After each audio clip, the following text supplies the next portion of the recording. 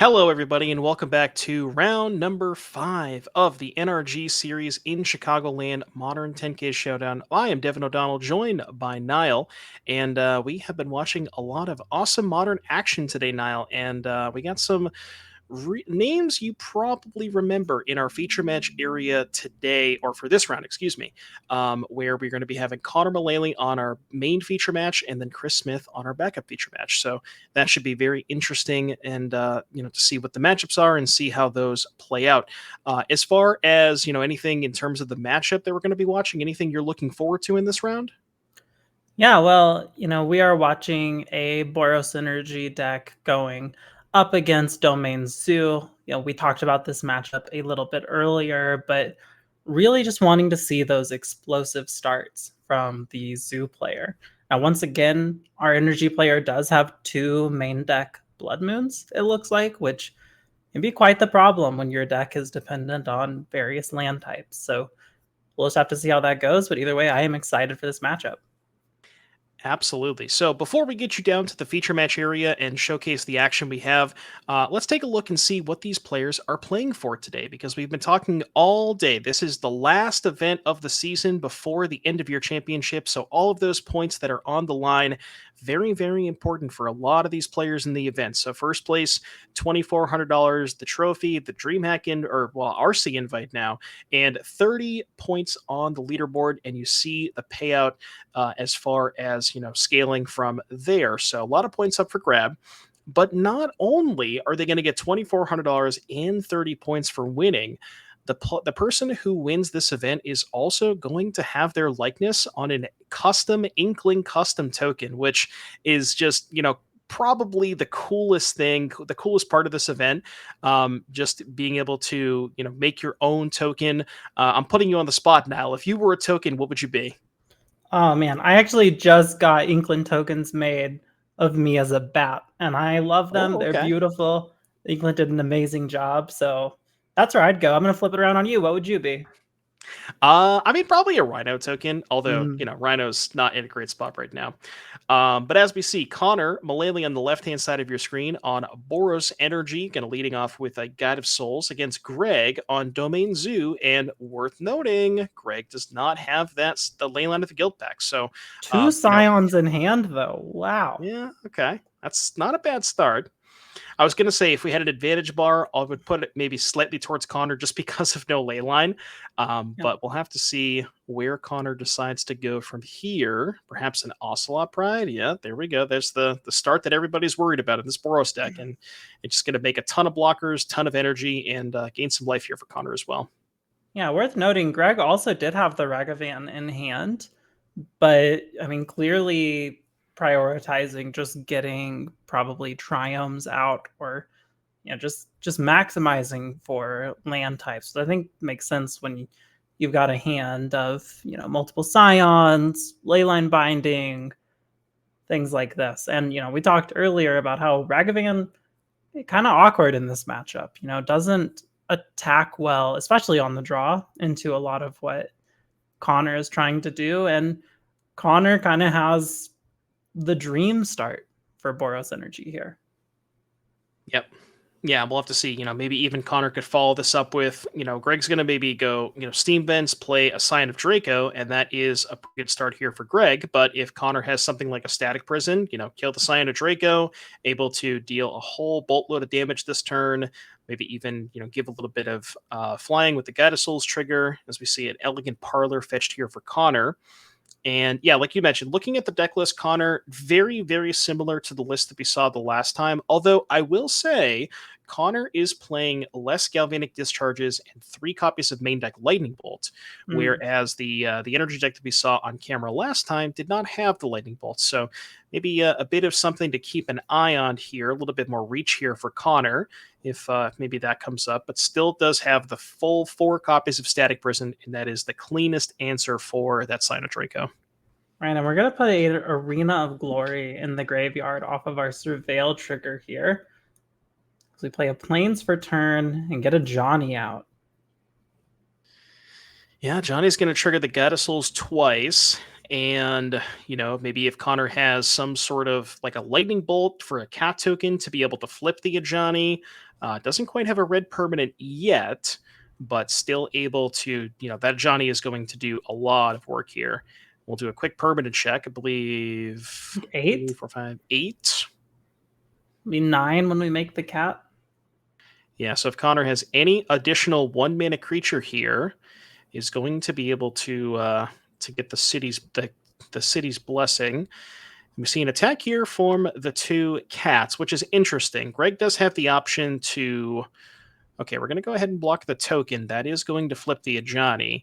But, Connor basically offering the Ocelot Pride as a sacrifice just to make sure he can flip that Ajani. So, and Greg is choosing to block the cat token. Why do you think Greg would do that instead of blocking the Pride? Yeah, that's very interesting. Is he perhaps worried about something Connor can play to punish, like on first strike there?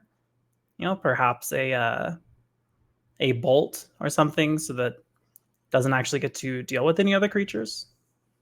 Yeah, very very good point. And as you pointed out, Connor did have the bolt. So Greg, was aware that bolt was a possibility, choosing to make the block that at least killed a creature off, remove the creature from the battlefield for Connor if the bolt does happen.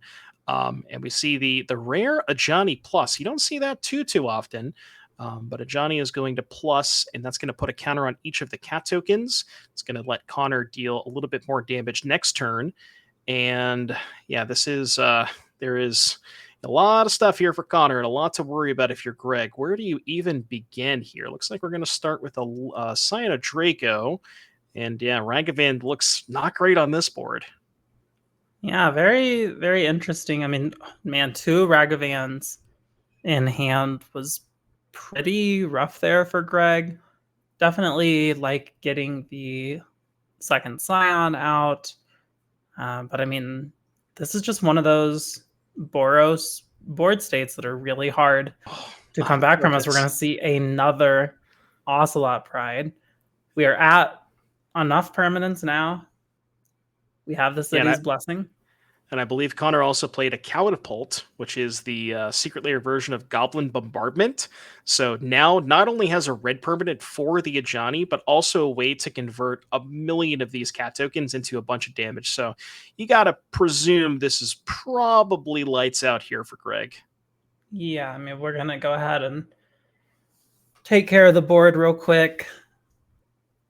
Swing through with all of these creatures. Going to go ahead and jump the guide itself. It's an attack for 9, putting Greg down to 6. And with the cat generation from the Ocelot Pride, I think this has just got to be lethal right now. So Yeah, surely. I mean, quickly looking through Greg's list, I don't think there is anything, at least in the main deck, that could possibly deal with all of this.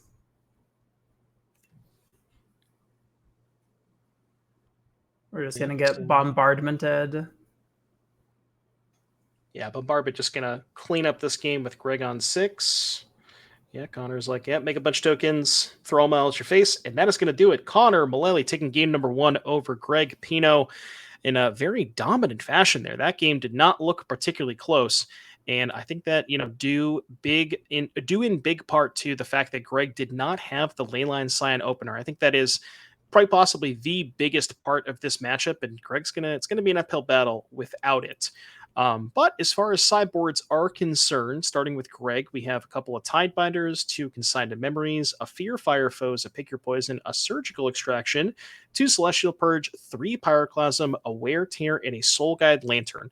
So we saw this matchup earlier, or similar sideboards. Zoe had some Mm-hmm. Pyroclasms, Wear Tears, presumably those coming in with the Celestial Purges. A lot of options here for Greg, though. Could Consign to Fight the Ring, Pick Your Poison also for Blood Moon. It really comes down to how many cards do we have to board out. Yeah, how many cards do we have to board out, and which of Connor's game plans do we have to respect the most? Yeah, because this is another deck, like what we were talking about earlier, that has many angles it can hit you from. And I think it's just going to come down to what does Greg think he needs to fight, and what does he think he just can't fight? Yeah, interesting to note for Greg's deck, we have two main deck consigned memories. So, maybe a little bit more prepared for the ring and the two main deck bone crushers. So, Greg did show up with prepared for the one ring, and Yeah. we'll have to see how that plays out. But let's get you over to look at Connor's sideboard here. We have three Magebane Lizard, three White Orchid Phantom, two Fear Fire Foes, two Orm's Chant, two Threeman Charm, and two Disruptor Flute. So, from Connor's side of things, he's to worry about some larger threats like the Scions and the territorial Kavus. Maybe you could look towards something like Threeman Charm to help clear that up. Past that, I mean, there's not really a ton else here. Charm does kill the ley lines too, but other than the charms, is there anything else you see that you like on Connor's side of things? I mean, I think Connor is just in a pretty good position generally. I mean, I think where he is at is as long as he is avoiding these extremely explosive starts, he's fine. So I think preparing to combat those, if Greg does get them, is good. So I do like, things like the Thraben charm, stuff like that. But I mean, overall, I mean, I think his deck is just kind of ready for it. Absolutely. So, players going to be shuffling up and getting us on the way to game number two. And yeah, if you're a Greg Pino fan, you really want to see a lane line of the Guild Pact. And I saw him pull one up to the front, and there it is. There's the lane line. Now, the question is, do we have the Scion to pair with it? I don't see a Scion. I do see a couple Kavus. I see a Tidebinder and a slow start for Connor with the Elegant Parlor putting Did a get to Flage in the graveyard. did get to Entomb the Flage there, which is pretty good. You Yeah. see Thundering Falls here for Greg. Greg does have his own copies of Flage, so that is, something that Greg is maybe looking towards as well. But yeah, like you mentioned, with the Kavus in hand for Greg, that's going to be presumably the turn two play, unless we can find a Scion. That's probably what he's looking for off of the Surveillant here. And I think I might have saw some blue cards in there too. We got a judge question here. Interesting. Yeah, I'm Not not sure what that's about. sure. Maybe a busted sleeve, perhaps.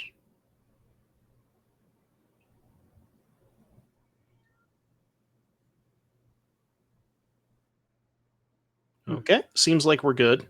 All right, turn two Kavu here for Greg. Let's see what Connor can match it with. Maybe something like a Static Prison for the ley line. Maybe some sort of removal spell for the Kavu. Maybe even just a Johnny, which would be able to, chump. Cat token could chump block the Kavu. That would flip. We're going to start with a Raptor. Into an Ajani. Well, that's pretty good. That's a good hit. That's a good hit. Going back And over to Greg here. It's like an Arena of Glory is our land for turn, or land picked up. yeah, I think Greg has Kavu, Expressive Iteration, Tidebinder, and a couple of lands. So some options available to him. Um, Interesting to see the Tidebinders. What do you think what do you think the Tidebinders in here for? I mean, I think the Tidebinder does a whole lot against Connor's deck. We've got Guide of Souls, major problem, gets shut down by Tidebinder. We've got a Johnny, major problem, gets shut down by Tidebinder. Amphraptor, Ocelot Pride. All of these things that Connor's deck does happen off the backs of triggered abilities. And I think being able to shut those off is extremely powerful. And we're going to go for the Kavu that turn instead, holding up the fetch land. Makes a lot of sense to me. So Connor lining up a couple of mana here. Let's see what we want to go with first. Looks like we're going to start with fetching a basic plains. Wonder if maybe Connor has access to Blood Moon. Now, like we said, there is some interesting layers here. No, we're going to start with Bombardment. So no Blood Moon, no rules questions as of yet. But that is still pretty good here for Connor. You could maybe sacrifice the cat token, ping the Kavu for 1, and then the Ajani could make another token, which would then ping the Kavu for 2. That gets it to 3, and then you could sacrifice your whole board to kill the Kavu. Doesn't seem like the best, but you can also just kind of hang out with some chump blocks and, maybe flip on Greg's turn. Mm-hmm. Yeah, definitely. Now, if we wait to flip on Greg's turn, we are now at risk of getting, Tidebindered. Yeah, very, very good point. So now, Greg can just, freely attack with the Kavus. If Connor does decide to chump block with the cat token and throw it at Greg, then, you could Tidebinder the Ajani, and then that would basically just kill well, not kill, but stifle the Ajani outright, which means it would not be able to flip anymore. So pretty big. We're actually going for a double discard here for Greg. Discard a couple lands, put an Amp Raptor in front of the Kavu, take 5 damage, and we're gonna bolt post combat, or I guess post first strike, right? Yeah, and Connor is dangerously low at 7 life. Greg picked up a Tribal Flames that turn.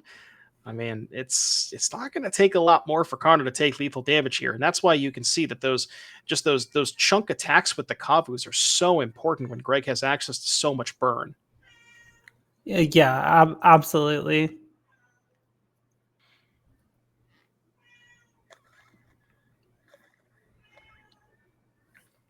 Yeah, we'll see where Connor goes from this. Yeah, so in Connor's seat, Connor interestingly had the option to block with the cat token and then sacrifice to the bombardment. Chose not to do that, which is interesting. Maybe respecting something like a removal spell from Greg's side of things, where if you sacrifice the cat token, then Greg can say kill the Ajani in response to the trigger, and then you don't get to actually flip it. So, Connor willing to give up 5 damage to sort of play around that removal spell. We talked about Connor's life getting low, but Flage is a good way to kind of pad that life total at least a little bit. A little bit. I wonder if this is going to be something that Greg wants to use this Tidebinder on. Interesting, yeah. Just to keep the Kavu in play. You could also just let it die. Connor would go to 10, and then your Tribal Flames. Yeah, I think we're saving the Tidebinder for the Ajani. Okay, now the question is, what are we Tidebindering? Because you could Tidebinder the second Goblin Bombardment activation, but that would still flip the Ajani, right? Yes. Yeah.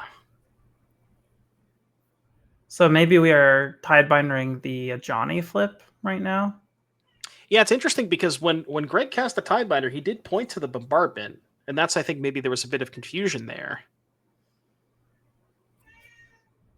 Looks like we're maybe potentially backing up a little bit. So, yeah, I'm very interested to see where the Tidebinder is targeting, because there was 2 abilities on the stack at that one point.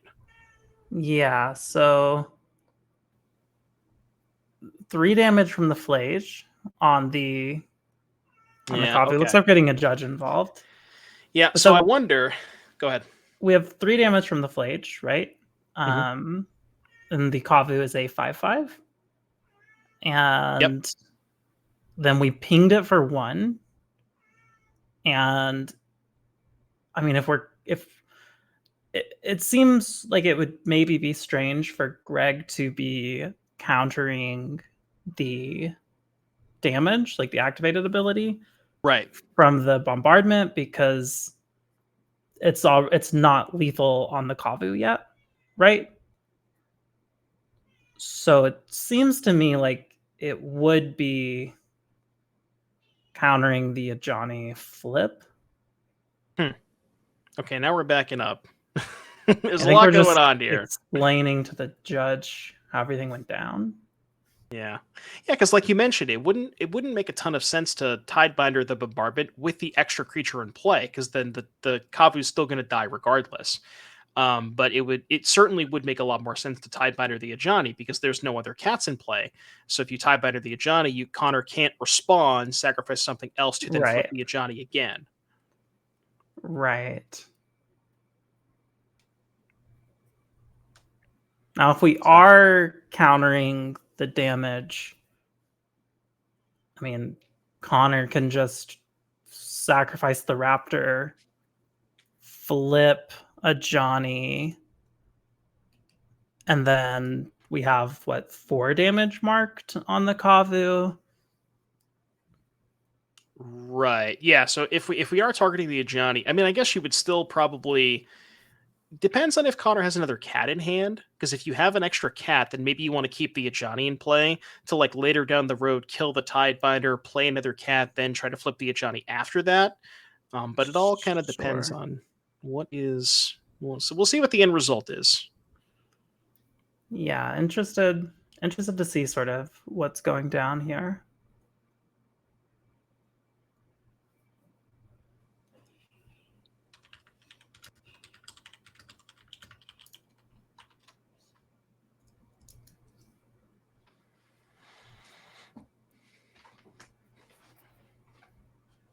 All right, so players are having a discussion with the judges. I don't know if we want to maybe get back to the booth while the judge call is happening, but we'll have to see exactly how that judge call plays out because there's a bunch of different ways that could happen. Because like I said, it seemed like at first Greg did point to the Goblin Bombardment that's what he was motioning to counter with the Tidebinder, but it wouldn't make a ton of sense because there was that extra creature in play. So interesting to see what happens with that judge call. But I mean, as far as the game, how it was progressing, kind of sort of what we expected, I guess, without the Scion. But yeah, it looked like I feel like Connor was in a pretty commanding position, although the Tidebinder turn was going to be pretty good for Greg. Yeah, it certainly wasn't going to be terrible. I mean, we've got, oh no, I guess there's 4 damage marked on the Kavu with the Flage because we are, yeah, flaging and then bombarding the Flage onto the Kavu. Yep. Um, so yeah, just very, very strange situation that we find ourselves in. But yeah, I mean, I don't know. I guess we'll just have to see what it is. But Right. assuming that we get to a board state where there's no Kavu, there is an Ajani with no text, and there is a Tidebinder Bombardment. Mhm. for Greg and a Bombardment. Uh, then I don't know what sort of situation you think we're there. I mean, I know from Greg's hand we still have a Leyline Binding, I believe. We played Arcavus. I'm not sure if we know much else about his hand. Yeah, I don't think so. I think it's much I think we're really just down to a much more simplified game state. I Yeah. still would probably have to give the edge to Connor because there was a Flage in Connor's graveyard. So Yeah. even if both players are technically quote unquote on empty in hand, I would probably give it to Connor. Although, maybe the Leyline Binding has an answer to that and there could be something there. But it'll be interesting to see exactly what ends up happening. Yeah, so it looks like we're still in the judge call. So if we can take a look, we have a slide here that is just to take a look at the NRG championship, which a lot of these players are playing for today. You see some, our past last year's winner, Steven Dykman. But yeah, this is sort of what we are all playing towards. This is the culmination of the entire season, the $35,000 on the line. Dykman going to be returning to defend the champion. You see Dom Harvey there with the double trophy. Doesn't that was a classic weekend. December 14th and the 15th. Mark your calendars. Open your dates because you're not going to want to miss the action at the championship. And we still have a ton of spots to give away. I don't know if we have the leaderboard available, but we can take a look. Because Connor's name is going to show up there. This is the end of year leaderboard. Remember, the person who wins or the person who has the most points at the end of the year will be the season MVP, and that player will gain free entry into all NRG events for the entire entirety of 2025. So a lot to play for. If these players are going to be going to all of the NRGs, that's going to save them a lot of money. And Garrick currently in the lead. I believe Garrick is here this weekend. Cliff, we saw, earlier, Harrison, Sean, Connor, Zoe, just a bunch of household names that you would, expect to see at a lot of the NRGs. But yeah, Connor is number 5 in our feature match down here at 4-0. As far as what we are going to be looking forward to, yeah, we'll have to see if we can get you back down to the feature match area. I'm not sure exactly what's happening with the judge call. Maybe we'll get an update from the backup here. Okay, looks like judge call still potentially being resolved. Yeah, looks okay. We got some fingers pointing and some players nodding. You definitely know it's a judge call. Yeah, it has all the trappings of a classic judge call. Okay, well, looks like maybe the players are not quite ready. So I don't know if we want to go back to the booth here for a moment, we can have some conversations. Now, question for you: if I'm going to put you on the spot, if you were playing in this modern NRG event this weekend, what would you have brought? Golgari Yawgmoth, easy. Snap it off, no Snap it off. problem. I'm a Yager till the day I die. I love casting 1-mana 1/1s that come back as 2/2s. Seriously though, I do love the Yawgmoth deck. I did very well at an RSQ with it recently. I don't know. I love it. I mean, it has a lot of what we've been talking about of being able to fight on different angles and having this combo that you have to be constantly respecting, but also sometimes you just have a bunch of like bugs and wolves that you're swinging forward at people. And yeah, I really love Yogg, and I really love any time that Modern's in a position where I'm allowed to play Yogg. That's why I really didn't like Nadu Summer, because Nadu was just the best Yogg deck, and that's, very upsetting. But what about you? What would you be playing? I mean, I'd probably take the cop out answer and just play some sort of energy deck. I don't know Sure. if I would necessarily want to be on Boros or Mardu.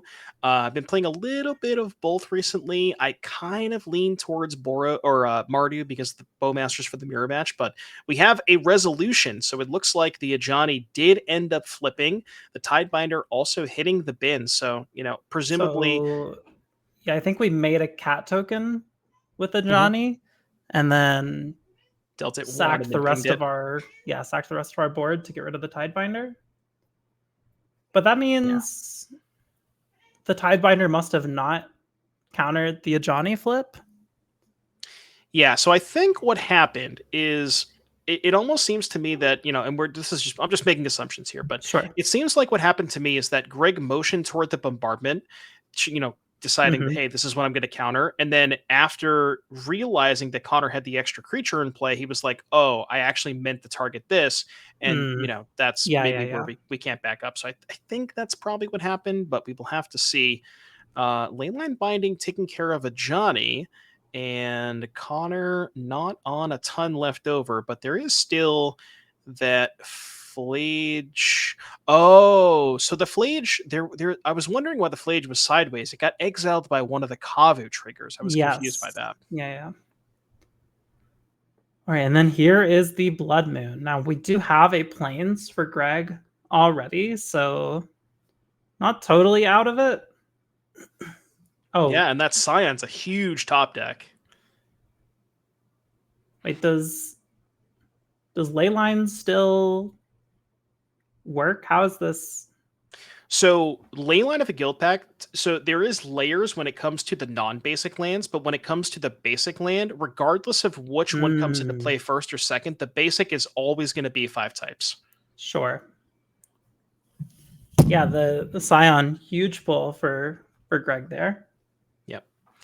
Yeah, Greg's able to pick up the Scion and Gigantha, and Haymaker's back and forth. Connor slamming the One Ring, which gonna, a precarious 5 life total, so it's a little bit dicey here for Connor. But if anything is gonna help him get out of the Leyline Scion, I guess, lock, as it were, it will certainly be the One Ring. As we see Gigantha deployed, gonna ship it back to Connor, who's gonna fall to 4.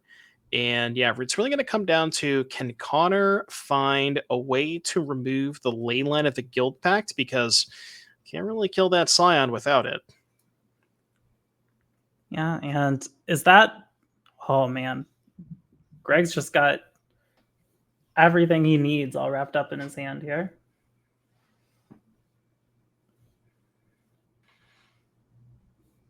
Yeah, and worth noting, Connor only has one basic planes in play, so even if we, okay, we're chaining rings. I was gonna say, even if he, had enough cards in the graveyard to flashback Flage, doesn't have that second white source just yet. Yeah. Is Greg's hand 3 Wow. Pyroclasms? Yes. Okay. Yeah, Interesting. we still have the Scion. We still have Gigantha. It's really just, can Connor find an answer here? Yeah, Connor going down to 3. Yeah, I mean, it all starts with, it's also worth noting Connor without any energy, right? So, I mean, I guess you could go Static Prison, the ley line, 2 energy, then Galvanic Discharge the Scion up to 5 down to 1, and then somehow find a blocker for the Gigantha.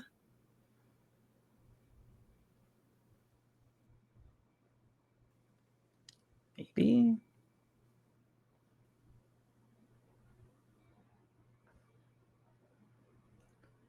Connor deep in the tank. I saw a Bolt.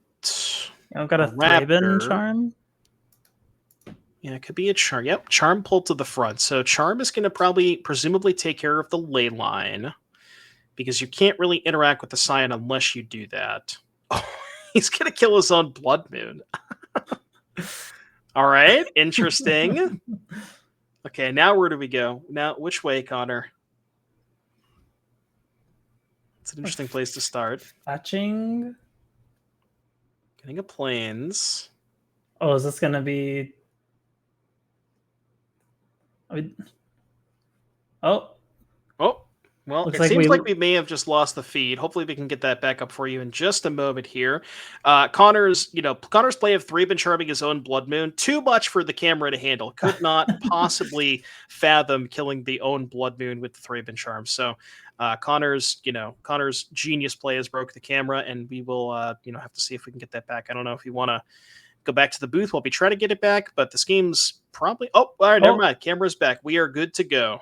Looks like we got an Ocelot Pride down. And also a Static Prison on the ley line. Okay, so what is our plan against the Scion? I guess the Static Prison gives us 2 energy, so now we can discharge the Scion and chump block the Gigantha? Maybe. But the Pyroclasm is going to say no to that, presumably.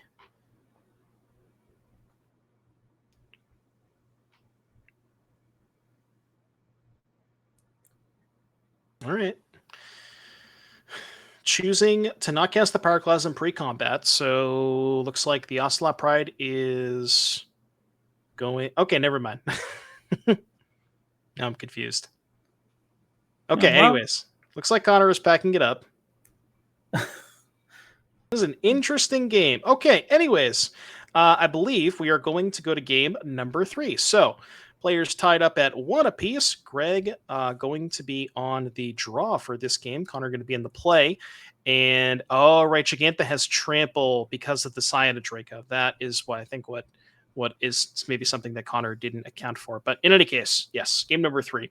I don't know if you want to take a look at deck lists just to give people a quick refresher. We won't spend too much time, but here is Greg's deck list. Presumably, we saw the Tidebinders come in for that game, Fear Fire Foes, Pyroclasm, Celestial Purge. So a lot of good options here for Greg on Domain Zoo. And then if we can just quickly slide over to Connor's list, here are the options available. We saw the Thraben Charms coming in, but, not a ton else here for Connor. Although, as you mentioned, probably doesn't need a ton of help. This matchup seems to be, reasonably favorable for the Boros side of things. Yep, and we saw the Charms come in, and we're going to have Connor on the play, which extremely valuable in this matchup. Greg really needs to see a ley line. Really just needs the nuts a little bit. Not going to have a ley line. No ley line here for Greg, and no one drop here for Connor. So both players on, maybe not so stellar starts. Yeah. Connor's Slightly going to slower. crack a fetch land here, presumably getting a surveil land. And, maybe Connor also potentially looking for, I was going to say maybe a basic land if he's setting up a Blood Moon. But looks like Connor going for the surveil land.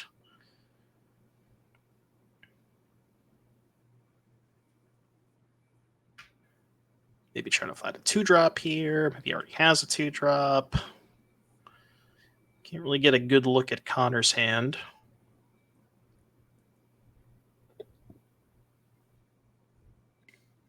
Ocelot Pride to the graveyard. Does not need that right now. Very interesting. Yeah, especially with no 1-mana play, so presumably his hand is too heavy. No, well, never mind. Gonna just play an Arena of Glory and pass. Interesting. What kind of hand do you think Connor would keep with no 1 or 2 drop? Maybe a little bit like maybe Connor just kept a hand with Static Prison because he was, worried a lot about Greg having the Leyline Scion start. Yeah, definitely could be holding a decent amount of interaction. Yeah, I mean, very, very interesting, slow start from the typically very aggressive, explosive Boros energy deck. Yeah, and Greg lining up a fetch land here, presumably going to get a Steam Vents, which is going to allow him to get full domain this turn. Perhaps lining up a Scion of Draco, maybe a Kavu.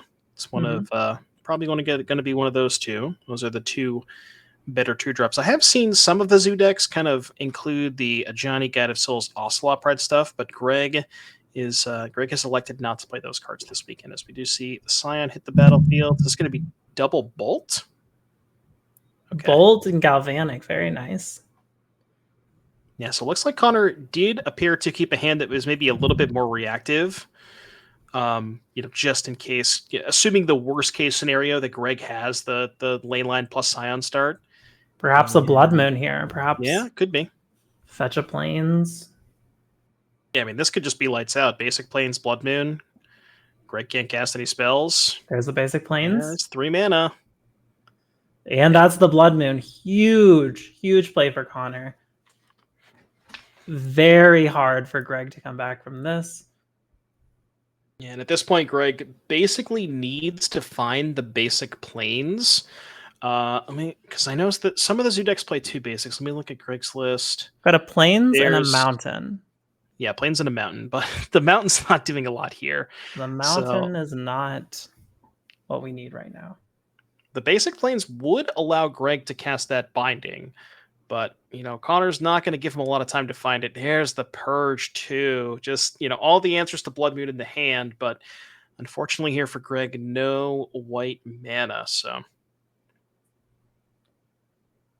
yeah, like very Tribal tough. Flames. He's going to tribal. All right, deal 1 damage to the cat. Love it.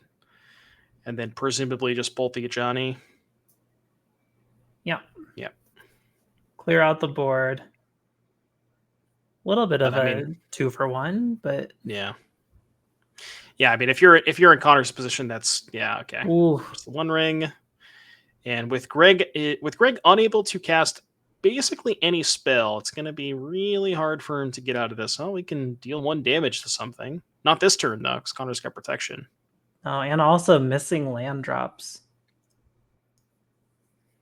Very tough. Very tough. I mean, you can just see it on Greg's face. He's watching as this game slips away at the hands of Connor Mullaly. This is what we call Blood Moon gaming. As we see another Ajani come down, get another cat token, and buy Gigantha to hand.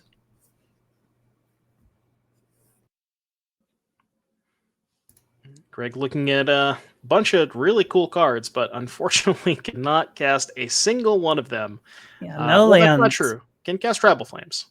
That's true. Can cast a 1 damage. Can flip Connor's a Johnny for him. Do him a favor. Needs to discard a card.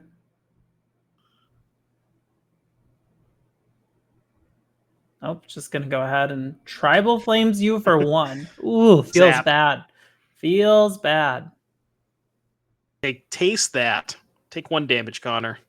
And then 2 more from the Sometimes, ring. Just need yeah, I know, but the burn plan is online. like 6 more turns like that. Yeah. Like you never know. The one damage could matter. I'm just saying. Well, I think I saw a basic planes in Connor's hand here. Yeah, that'll get a Flage online potentially. Mm-hmm. I saw a whiteboarded card, so it probably has to be that. Yep. Do some damage first. Greg down to 13. Connor's got so many cards in hand, he has no idea what to do with them. Embarrassment of riches. I mean, honestly, both players have quite a few cards in hand. That is true. Although Greg has cards in hand, maybe not by choice. Yeah. And looks like we are going to discharge the cat, flipping a Johnny. Yeah, and the Blood Moon does give Connor the red permanent required for a Johnny's activated ability. Mm-hmm. I love it. Gigantha in play. It's going to deal 2 to Greg, putting him down to 11. We have an attack for 7 next turn, and presumably the Johnny can close out this one. So Greg very likely just drawing dead at this point. Yeah, shakes the head, discarding Flage, and Connor should be able to wrap up this one in very, very short order. Certainly. I mean, you got like 5 cards to draw this turn. All the mana you could ever need. But before we end the game, we got to make sure we draw 4 more cards. Gotta make sure You we know. see 4 more cards. You have to. You never know what's on top, right? Well, we're about to find out as we're going to amp Raptor with enough energy to 1 ring again. So cast 1 ring, hold priority, activate the other one. Yeah. Sure. Yeah, draw 4 cards. Why not? Just to make sure. You know, Johnny's what, 1 creature away from? No, actually, Johnny kills already, right? Right. Yeah, at 4. Yeah, the cat's gonna be the 4th permanent, so already has lethal. Good enough. Yeah, we'll do this for good measure. You never know. Yeah, I mean, you know, there's a bunch of lightning bolts or whatever in Greg's hand. Oh, that's going to be it. GG's handshake across the table. Congratulations to Connor Mullally taking down this round. Yeah, and Connor Mullaly is on the leaderboard, is just cementing his position. It's possible that Connor gets that end of year MVP title. So let's for Connor's sake, hope he can continue winning. But I believe we are going to hurry up to over a backup feature match where I think we're going starting in game number 3 of the backup feature match, where we have, let me pull up deck lists here. I believe we have Celestia Heliod by Christopher Smith on the right hand side of your screen, and the green Eldrazi / Basking Broodscale deck from Ellenbogen that we've seen a couple of rounds prior. And this is game number 3. Now, what's interesting about this matchup specifically is Celestia Heliod, a deck that can gain infinite life. But you know what beats infinite life, Niall? Infinite damage.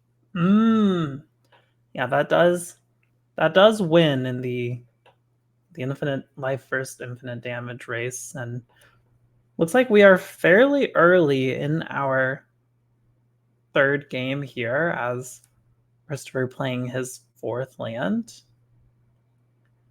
Going into a Guide of Souls, followed by a Brood Scale. Yeah, so this Celestia Heliod deck from Chris is a little bit of an interesting one. So Chris has brood scales of his own, but does not actually have any blades. So Ellen Boken is playing the brood scale plus blade of the Bloodchief combo. Chris's deck is actually playing Basking Brood Scale to pair with, I believe, Rosie Cotton of South Lane, which is a 3 mana 1/1. If we can get that one up on screen from the Lord of the Rings set. And it looks like, well, no, as I was talking, Chris wins the game and match. So that is going to do it. Interesting. Yeah, it looks like we were able to make infinite scions there, use our one leftover land to cast a Coco, hit the Rosie, and then put all those counters on a creature who can attack. And yeah. Yeah, so that is going to do it. That's going to be Chris Smith taking down the match over Andrew Ellenbogen. I believe we're going to be getting an interview for you in just a moment. So, be on the lookout for that. We're going to get the interview set up. We didn't get to see a ton of Chris Smith's deck, but that green white Heliod deck, Chris moving on to 5-0 looks pretty interesting.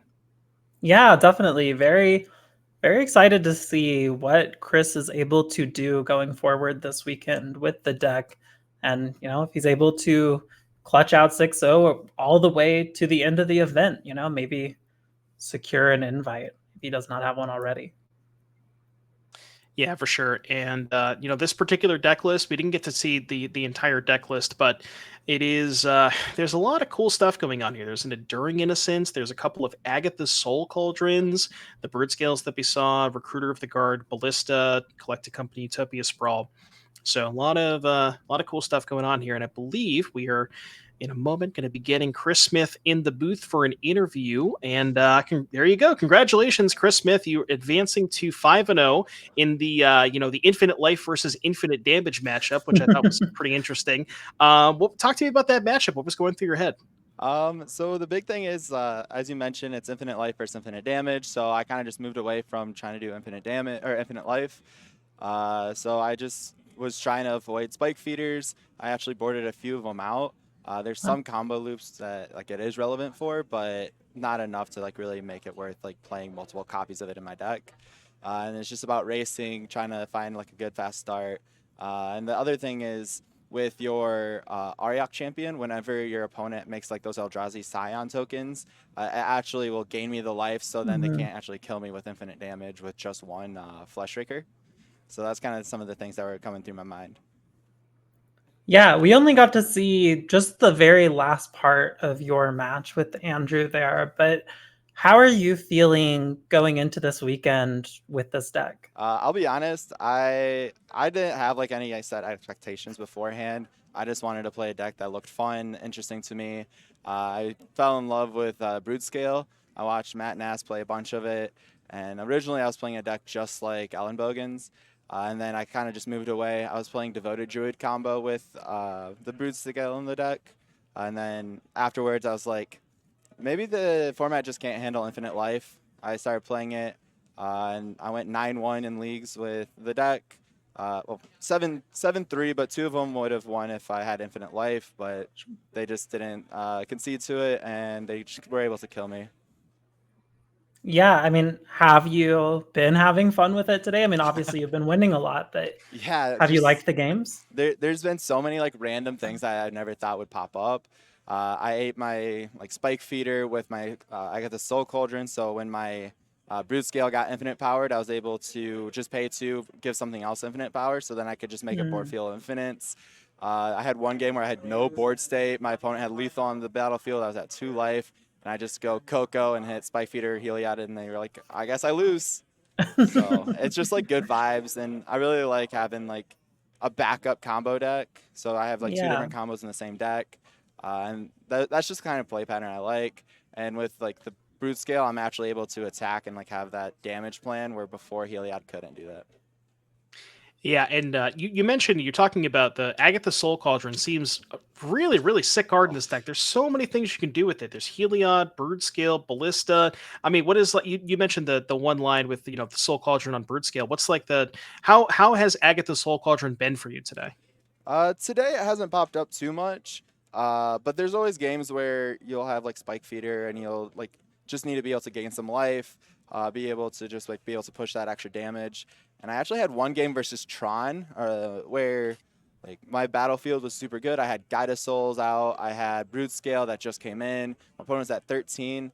And I ripped a Walking Ballista off the top. I was like sitting in the tank. It was turn 0 of turns. I had Guide of Souls, I had Brood Scale, I had a Scion, and I was like, all right, there's got to be lethal somewhere here. And being able to Guide us Souls, I made my Scion flying, so I was able to get in for some more damage. And I had Exacxies. So there's just like random scenarios where it just like wins the game on the spot. And it's just been super fun to be able to play one of my favorite cards of Magic. Yeah, absolutely. Well, have really enjoyed the little bit of Magic we have got to watch you play, but are there any decks that you are particularly worried about running into this weekend? I I am worried about both Tron and the Eldrazi deck that I just played against, but I was able to win both of those. So at this point, it's just trying to play the game. Any decks that can be infinite life kind of worry me. I played against Breach, and they had Thassa's Oracle instead of Grape Shot, so they were able to get a game from me because they won with Thassa's Oracle. But luckily, I had just enough resiliency in game 2 and 3 that I was able to win other means. But those are like the main two, is like the Eldrazi decks and ways to go over the top. All right. Well, you love to see it, Chris Smith. Congratulations on advancing to 5-0. Keep crushing it. We got 3 rounds of Swiss left, and good luck in the rest. I appreciate it, and hopefully I'll see you tomorrow too. Yeah. Likewise. Well, thanks again, Chris. Congratulations, and we'll get back to the booth here in just a moment. So that was round number 5. We got to see bit of an interesting take, the Celestia Heliod deck. We didn't really expect that, so up to 5-0. Maybe we'll see Chris later in some of the later rounds. But I believe, let me see how many rounds we got left. Matches outstanding 3. So we probably should send it to a quick break. And when we come back, we will bring you round number 6 live. So stay tuned. Be back in a little bit.